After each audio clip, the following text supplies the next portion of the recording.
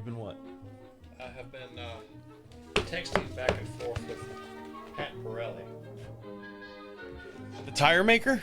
Yes, Pirelli tire maker. And we can go with that.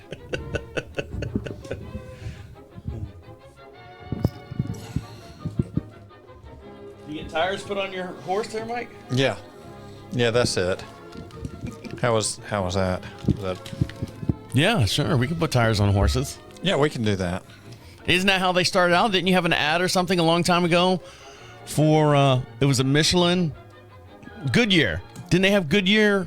Didn't you have the Goodyear horseshoes? Yeah. Yeah. Yeah, Pirelli's doing it. Well, good. And we can have that discussion. Yes. Good show today, Mike. Gonna have a good show today. How are your headphones? Okay. My headphones are okay. My head's not, but you knew that already, right? I did know that. Here we go. Camera on. Yep. Yes. We're recording. Here we go. Right. And now for something special.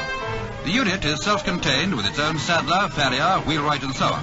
It's a rigorous training dished out who know all there is to know about horses, and it brings results. We take you behind the scenes now to show just some of the interesting aspects of this training.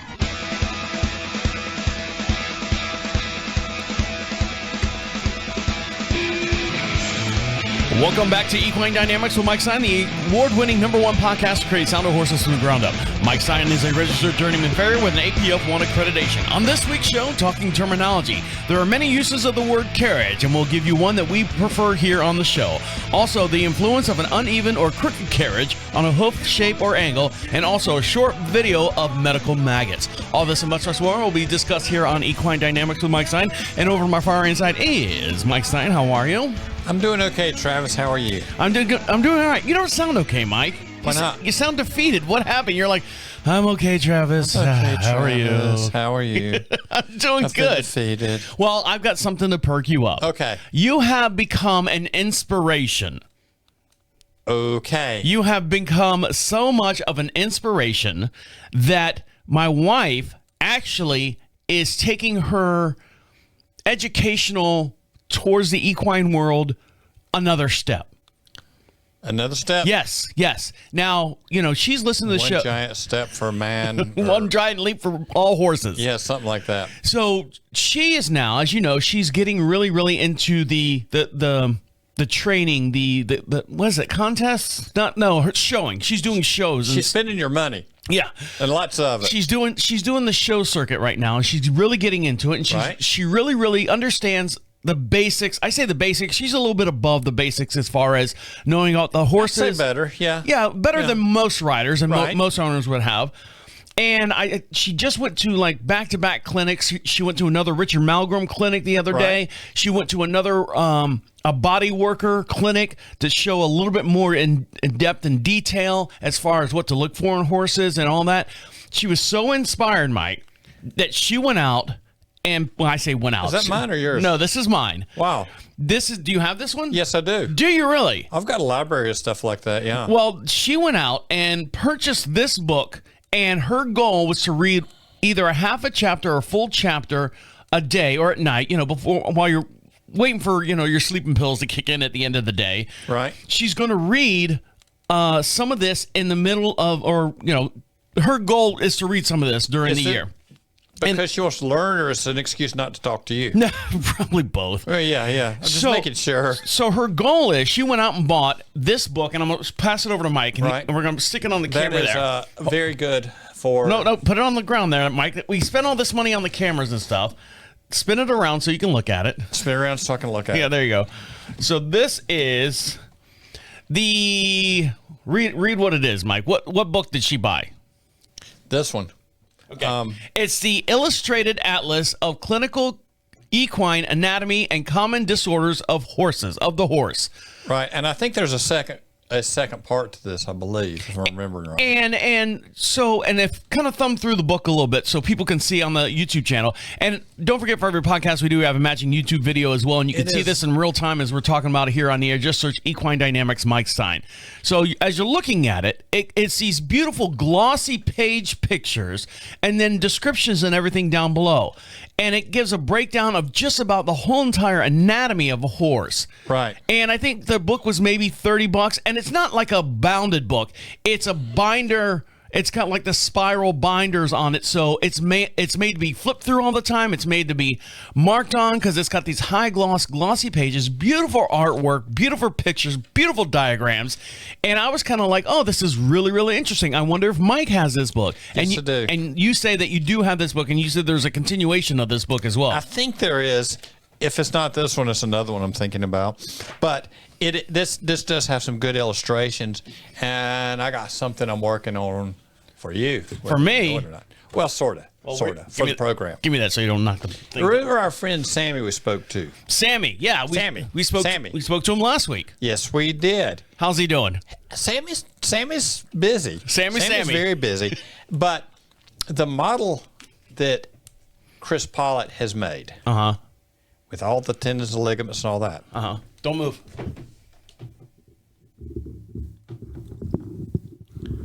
I purchased one of those from Sammy. Okay. Because Sammy sells them if you decide you're looking for it. Okay. But I've started reviewing, and we're going to build that on the program. Okay. I've got a little work to do yet. Okay, a little homework at home. A little homework. But the one model I've got that shows the tendons and ligaments that's fairly one piece, yes. I've got the one where that's all attached, and we take it apart and put it back together. So, when can we expect that on the show? Next week? Starting next week?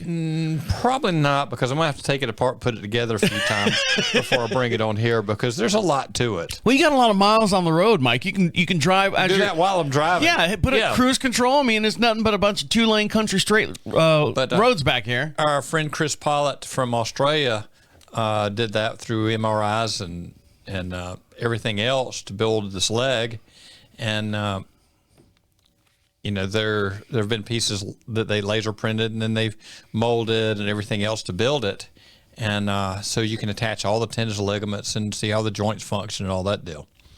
And we're going to put that together here. Awesome. All right, guys, we're going to take a quick little break. When we come back, we're going to dive into talking terminology. Stick around. You're listening to Equine Dynamics with Mike Stine. He'll be right back. I know why.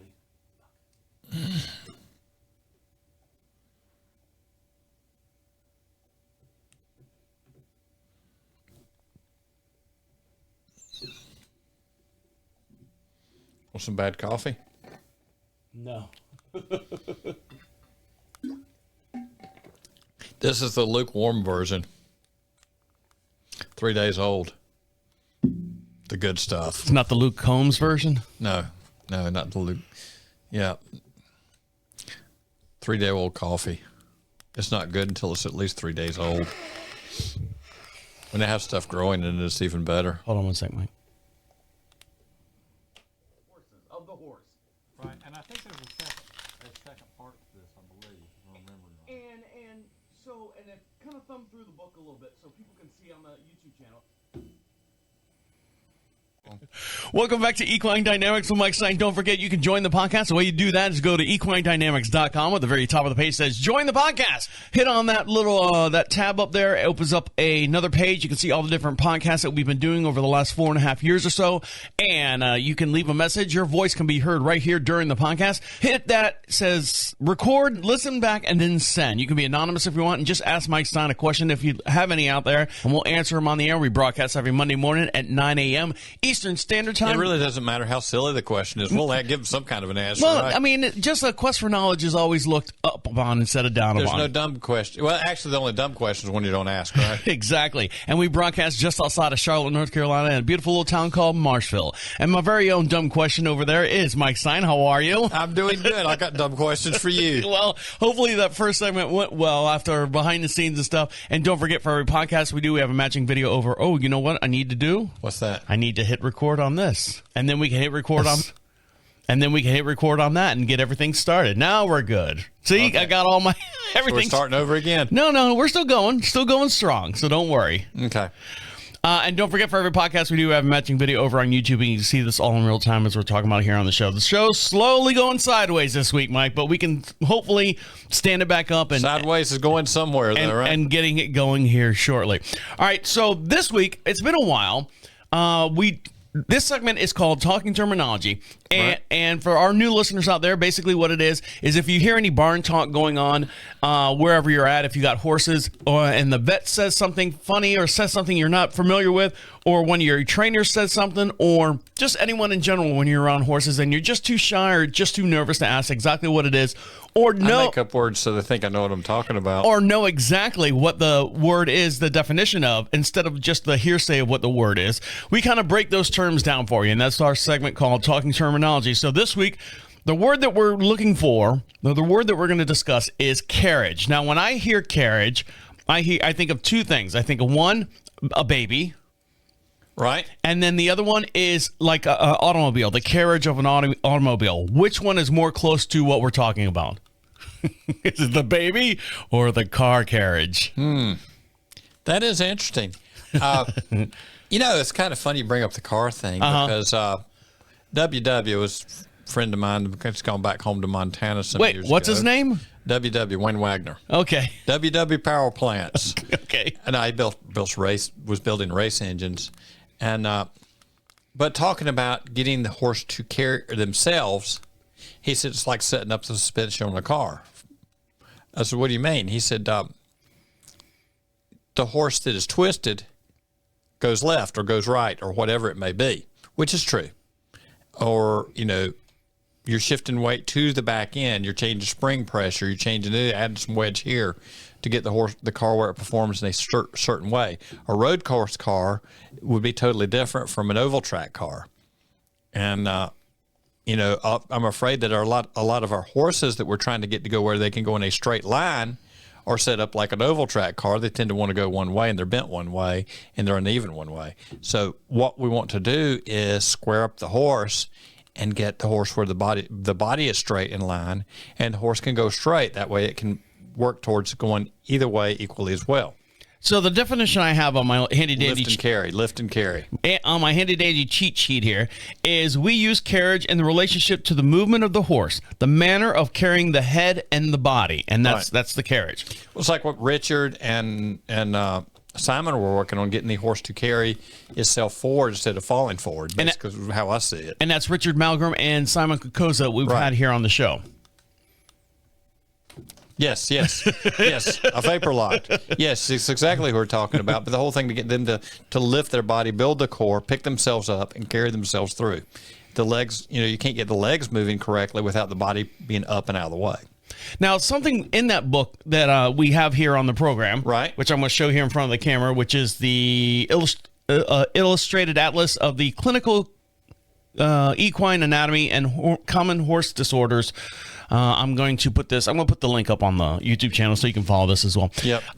Be a good book for everyone. Not trying to sell it. We're not profiting from it. No, not at all. My wife flipped through the pelvic area, and she said, let me show you exactly what's going on with Diego.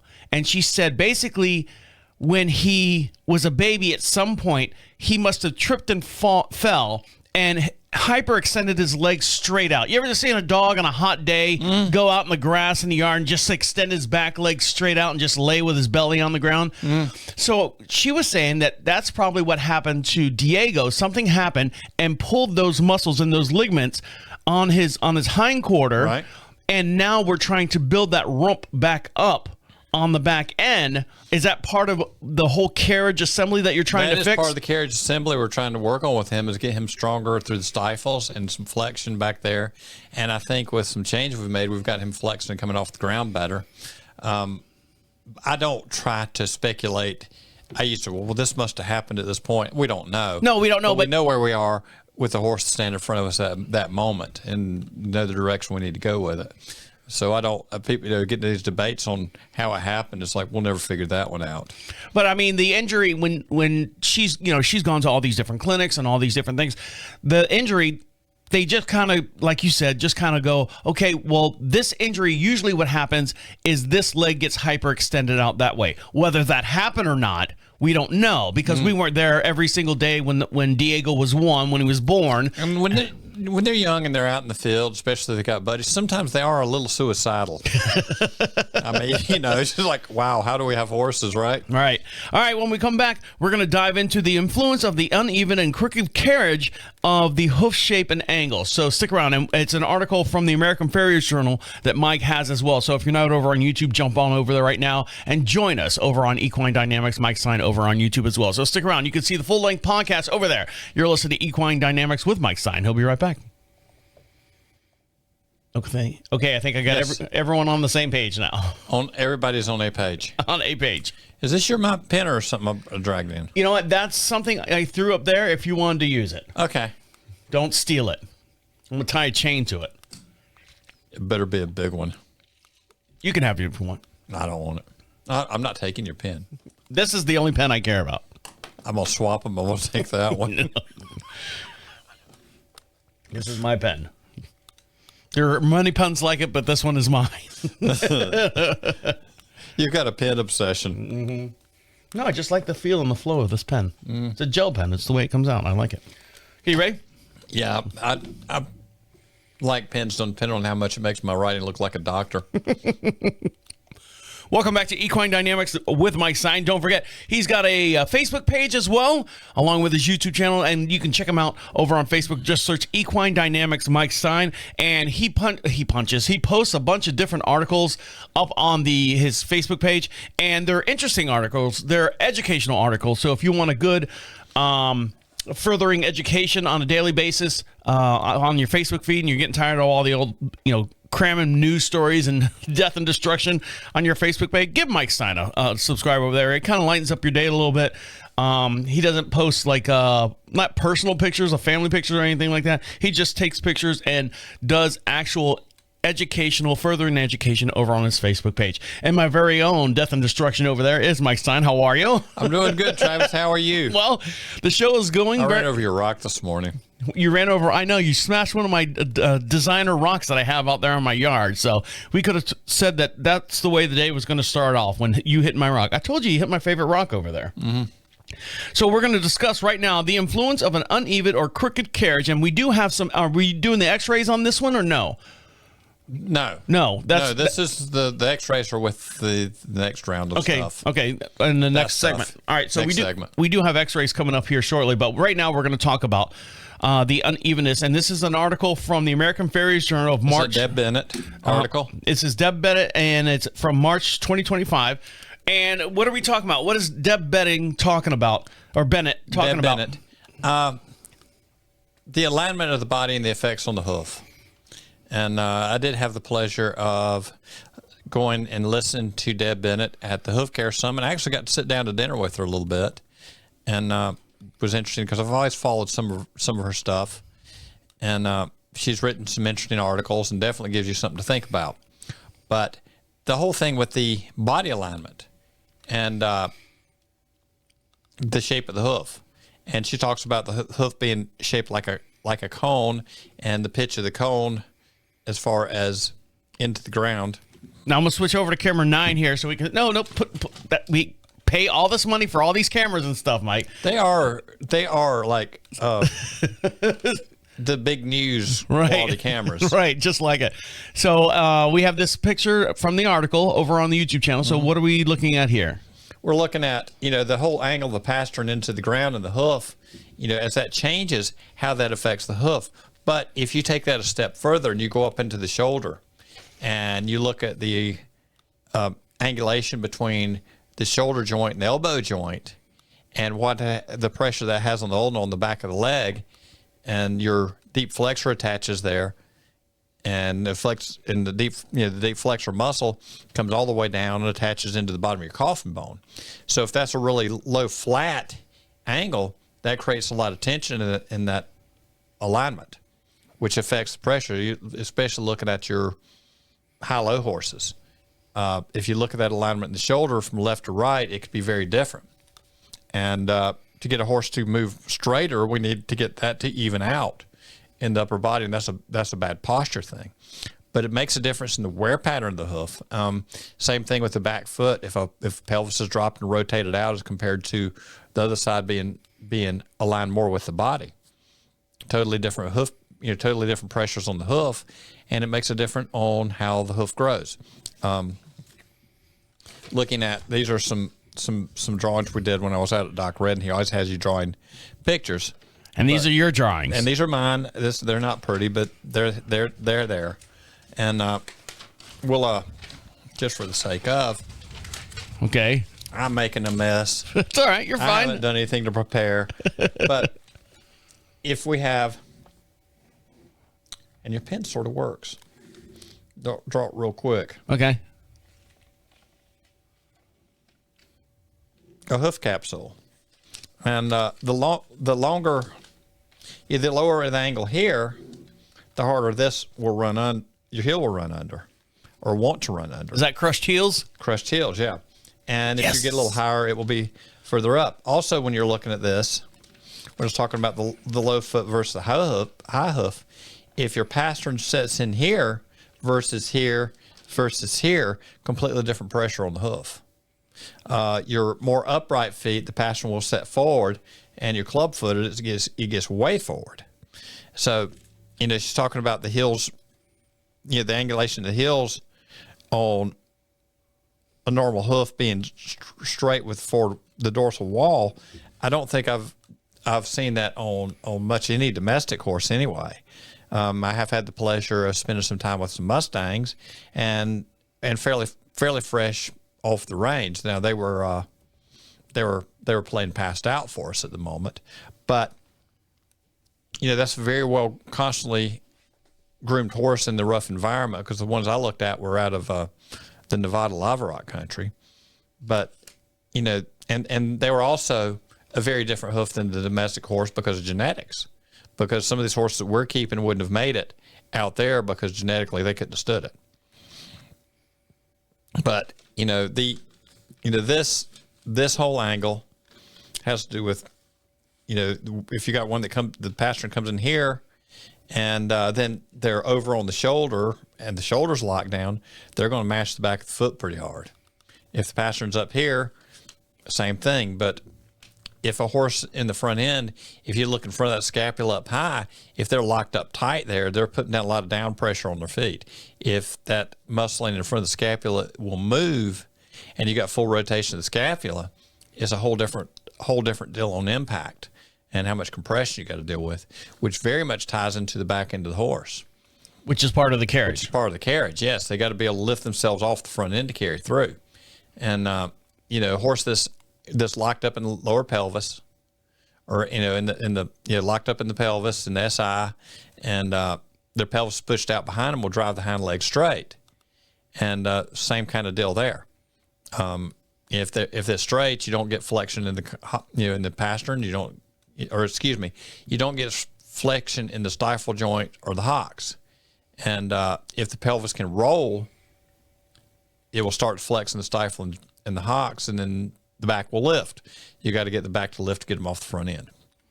And we do deal with some things with mechanics when I'm working on horses to try to help that situation out and ease that position a little better, make it easier for horses to work that way. Also with our body workers and everybody else, we're all working for the same goal.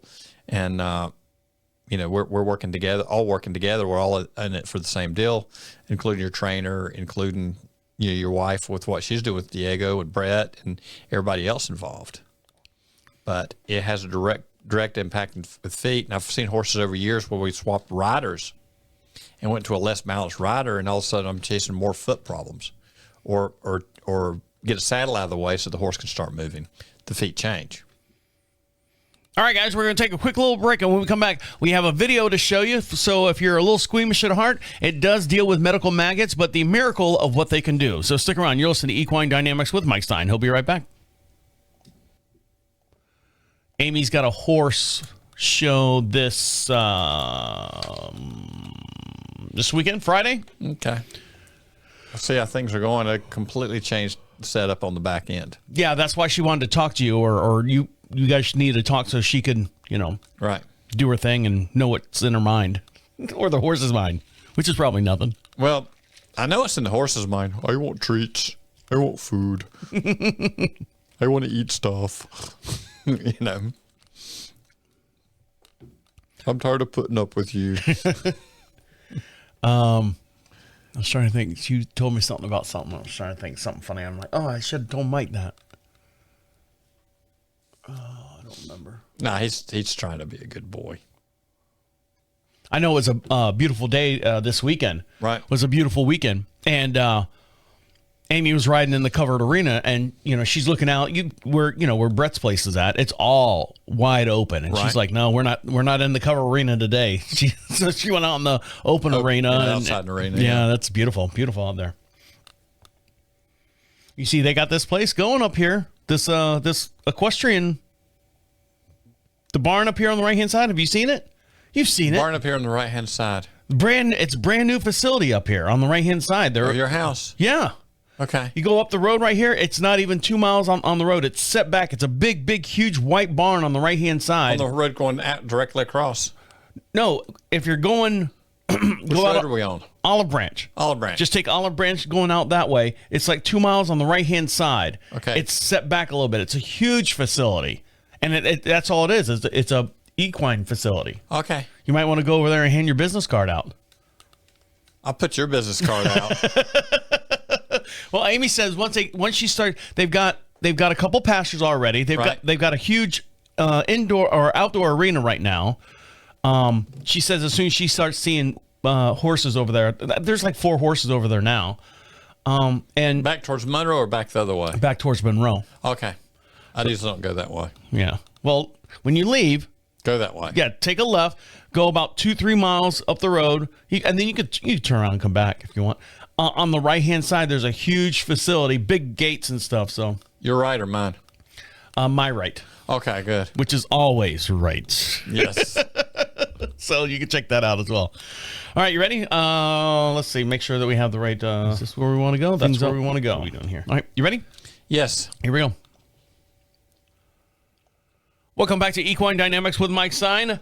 Don't forget, you can leave him a message. You can be part of the show anytime. You can join the podcast. Go to equinedynamics.com. At the very top of the page says join the podcast. Click on that. You can see all the different past couple years of shows that we've done there. We broadcast every Monday morning at 9 a.m. Eastern Standard Time. I know sometimes I say 9:30. It all depends on what time Mike gets here to the studio. Yeah, 9-ish means... Yeah, so usually we start between 9 and 9:30 for any of our guests. 9-ish means it could be that moment just before 10, right? Right. Still 9-ish. Well, 9:30 usually means if we have a guest on the show, that way, because sometimes they're in a different time zone and stuff. So we anywhere from 9 to 9:30 a.m., but I just say 9 o'clock Eastern Standard Time. Got a friend of mine out in Colorado. He books morning and afternoon. And he says it depends on how much the trout are biting, what morning means. Exactly. And so don't forget, you can leave us a message, comes right to our inbox. And if you don't want to have your voice heard on the air, that's fine. You can do that as well. The way you get your message in is go to equinedynamics.com. At the top of the page says contact us. Fill out that little form. You can type in your actual message. It gets emailed straight to Mike. He'll read it and we'll answer it here on the air. Make sure you put a physical address and we'll send you out some stickers, some magnets for being part of the show. And my very own...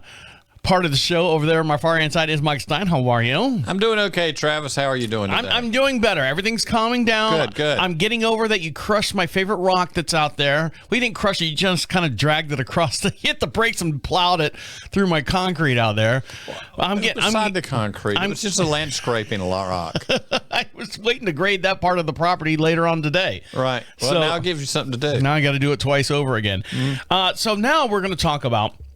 we have some x-rays, so now's a great chance for you to jump on over to YouTube and search Equine Dynamics. So you can see the whole entire podcast in its entirety, all its accidents, everything, all its goofs and everything. You can see that over on the YouTube channel. And we're going to talk about, what are we talking about here? We're looking at these x-rays. And let me switch over to camera 6. And... the panel is not connected. That's what it says up top. And Mike, I hate when that happens. Now this is not Mike's finger because this finger has a fingernail on it. Right. Why would you want fingernails on fingers? So what are we looking at here in this photo? This X-ray. We're looking at a skyline X-ray, and if you see that area right in there in that coffin bone, this horse has been lame for a while. I'd gotten a call about it and looked at a couple X-rays, and they have called. Looks like he's missing a small little segment of it, like a piece has been working in that direction. Yeah, for sure. A little bit of demineralizing and that sort of deal. So they called a podiatry vet that's based out of Aiken in on the deal, and Sean's working on it, and he would be like Sammy, okay, vet / farrier. Yeah. Right. And so they've called him in, and they've done some X-rays and taken a few different angles on the deal, and you got an area that's got something going on there. It's about the size of a lima bean. Yeah, and that's one of those deals where you kind of want to take a few angles to make sure you're seeing what you're seeing, because you can get some weird stuff on X-rays at times, depending on what's on the hoof where or where the alignment of the moon or whatever. In fact, as far as that goes, you see that little speck out to the outside. This? There you go. Yeah, that looks like a tic tac or something. It is a tic tac. No, it's in the hoof wall. The first pictures I got, they were panicking over that, and they're like, that's killing the horse. But probably the horse had popped a shoe off, and you can actually see where the nail hole tracks are, where the shoe was nailed off. Right there. Right. And where the clinch broke off in the wall. So that's out in the hoof wall. There's several other different angles you can tell where it is, but you move forward in the X-rays, it should show you something on the. All right, they're like, it's right there at the coffin. Oh yeah, bone. look at that. Right. That's like a doctor left a scalpel inside your body or something. Right, but I want you to look at one thing. Look at the alignment of the hoof. Okay, you got kind of two bottom edges on the coffin bone itself, and you got. The one side of the hoof wall looks up high, and the other side of the hoof wall is down low on the bottom. Mm-hmm. Okay, you see that there's a hoof wall, and then down on the other side there's a hoof wall. So some of that's the alignment of where the beam on the X-ray unit, and this is on the far side of the hoof. The X-ray unit beam is not flat; it's angled, so it makes it look higher. But if there's some other X-rays where that's right down on the bottom edge, close to the ground, but the alignment makes it look like it's right there against the coffin bone. So what is this piece right here?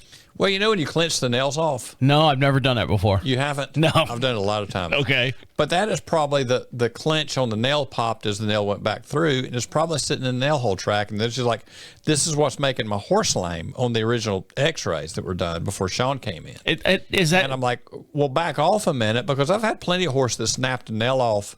We were dealing with the inventors, and they pull stuff. Sometimes they pull it hard, and sometimes they'll snap part of a nail off in the hoof wall. Uh-huh.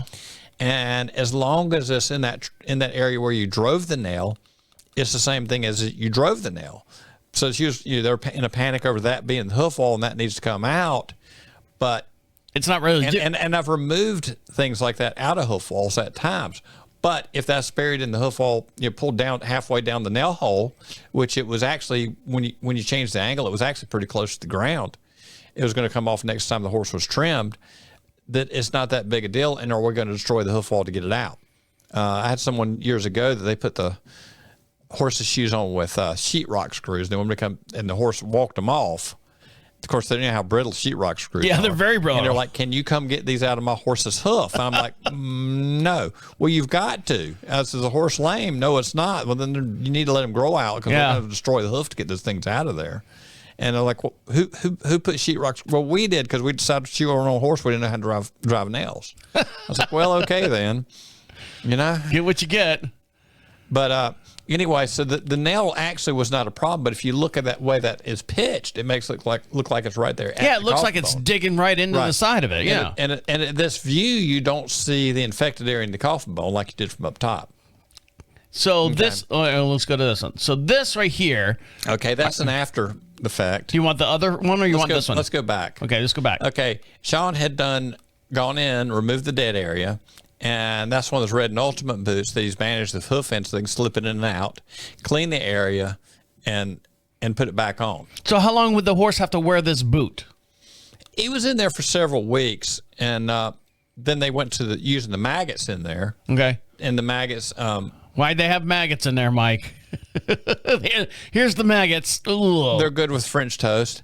Gross. No, maggots. These are sterile maggots. These are not naturally occurring. But the maggots eat dead tissue, and that is to let them do their job and eat out the dead tissue to help clean out remainder of dead tissue left in the wound area. Now, I mentioned that these are medical maggots. Now, they are medical maggots. So you do they've been to medical school. They all have their doctorates and everything. Exactly. They have their little lab coats on when you. Right. So, but where do you get them? I mean, do they have them in like a petri dish at the vet's office or something like that? Or well, you buy them on Amazon or they're on Amazon. Anybody can get them.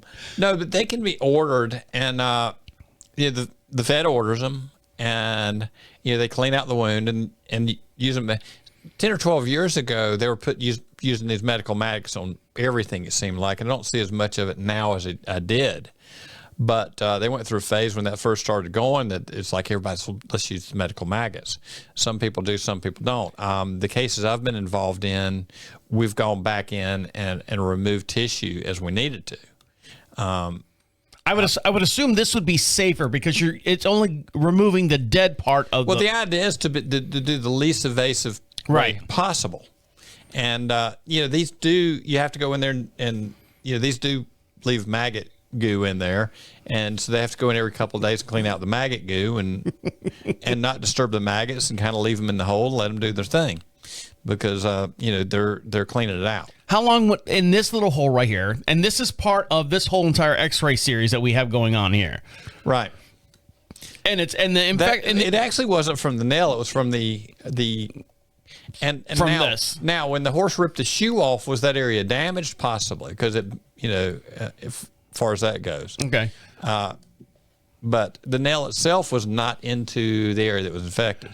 It did bend the shoe down real hard, and the horse landed on it, and. That could have cracked the bone. Cracked the bone, bad bruise, start or something. How long do you leave the maggots in there? Is this like leave them in there for an hour? Do you leave them in there for a couple minutes? They'll be in there for probably a couple of weeks. Okay, so you put the maggots in there, and then you put the boot over the maggots. Put the bandage on. Okay. Put your gauze over it.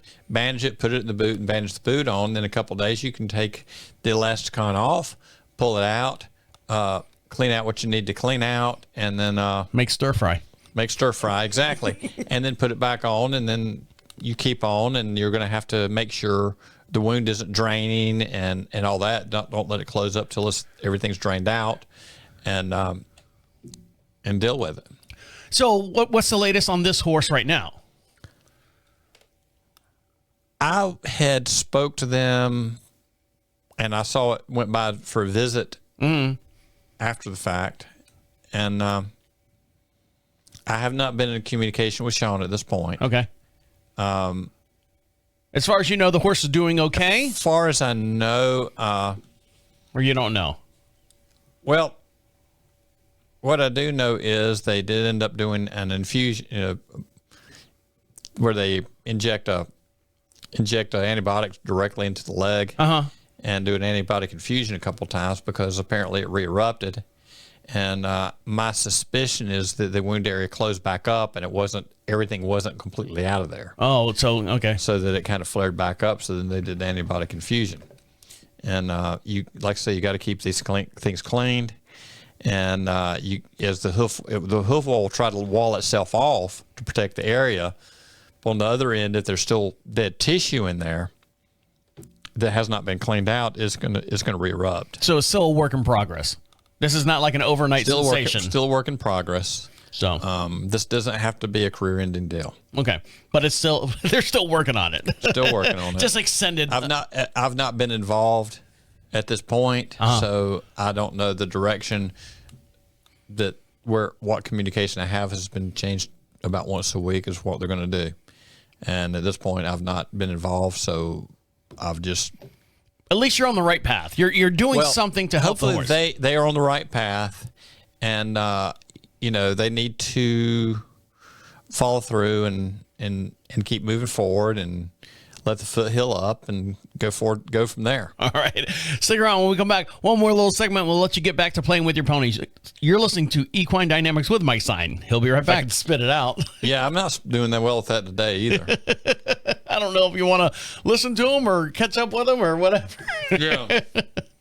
See, we're all out of whack, Mike. Let's go home. We've been relying on. You are home. We've been relying on guests to come in and save us with information. We haven't. I was stumbling through stuff pretty good earlier. Nah, that's all right. We're fine. Doing okay. Too early in the morning. It's almost lunchtime. By the time we get going here, it's 10:30. I get up and get going at least by 12:30 every day. All right, little segment and we'll get out of here. Right. Ready? Right. Welcome back to Equine Dynamics with Mike Stine. Make sure you follow him over on Facebook. Search Equine Dynamics Mike Stine. Also, don't forget, for every podcast we do, I have matching video over on YouTube. Search Equine Dynamics Mike Stine over on YouTube. You can see the full-length podcast, all the behind-the-scenes stuff. We do talk a lot of garbage, a lot of junk during the breaks there. Nothing bad. Just, normal conversations and Throw stuff. stuff at each other. Things. Spit wads. Yeah, the works. Like we're like children in between the breaks and stuff. So you can see the children fighting and having a good time. Children are more mature than we are. The full-length podcast over on the YouTube channel. And if you have a question for Mike Stine, go to equinedynamics.com. You can either email him but underneath the contact section, or you can leave a message on the Join the Podcast section as well. Okay, Mike, what did we learn today? Don't stick your finger in the light socket. What did we learn today? Talking terminology. There are many uses of the word carriage, but in this episode, what are we talking about when we talk about carriage as far as horses? We're talking about what the way we would refer as self-carriage, where the horse is square, the horse lifts its body, the horse has a strong core and a strong back, and moves lightly instead of pounding itself in the ground and falling forward. Also, the influence of an uneven or crooked carriage on a hoof shape and angle, based on the American Farriers Journal from March 2025. Right. If a horse is twisted and the shoulders are set different, it definitely makes different pressures on left to right, and it affects growth patterns. Same thing with the back end. If the pelvis is cocked around, or pelvis is dipped, or the barrel is twisted or bent, and the horse is not straight, it changes pressure on the hind end and how it functions, and affects movement pattern. If the hind end is not there, the front end will not be there. I'm trying to distract Mike and doing all You're the doing movement. a good job. I'm doing all the movements. You got all kinds of athleticism over there. And we like to thank Dr. Deb Bennett. Wonder you're not doing gymnastics in the Olympics. We like to thank Dr. Deb Bennett for her article on the American Farriers Journal. Also, the short video that we had there, we didn't show the video because it's literally like 2 seconds long. All you see is a little wiggle, so I didn't bother playing that. Right. But you saw, and I'm going to switch over to camera 6 here, and you can see that. Nope, not that. We want you to see the medical maggots at a farrier. Who's the farrier's name, Scott? No. This is his name is Sean. He is a vet/farrier. Vet/farrier, gotcha. Sean Moreau. Okay, and this is a incident where they thought the nail broke off into the hoof and caused an infection, which in reality probably the bone got snapped off after the hoof or the horse. When the shoe got ripped off, because Right. the piece of metal was sitting out on the edge of the hoof wall. It was nowhere near any kind of like live skin. Nowhere near anything sensitive or anything. Yeah, and let me show you there's the boot that you put on. That's Sean putting it on. Oh, that's what I meant. Well, I say you, the guy putting it on. The guy putting it on. The vet farrier, and then there's your little close-up of the... There's our little friends doing their job. working overtime. And they're not even fussing about union dues or anything, no. All right, guys, on that note, don't forget to follow Mike over on YouTube. Make sure you email him at any time. And if you like this podcast to perform at your clinic, your location, your sporting event, anything like that, if you got a garage sale, wedding... We'll do pumpkin sales, football game, right? It's springtime flings, all that stuff. The ballet. But all We don't care. But all seriousness, if you'd like this podcast to perform at your location, you can do that as well. Just go to equinedynamics.com. At the top of the page says clinics, and Mike can also fill that out, and Mike can also do a physical clinic at your location as well. All right, on behalf of Mike Stine over there, have a good day. Enjoy your ponies. My name is Travis, saying see you next week. Maybe. Survive this. Yeah. Hi, Lucky. Good night, Ned. Hi, Dusty. Good night, Ned. Good night, Ned. Not the first time now, is it?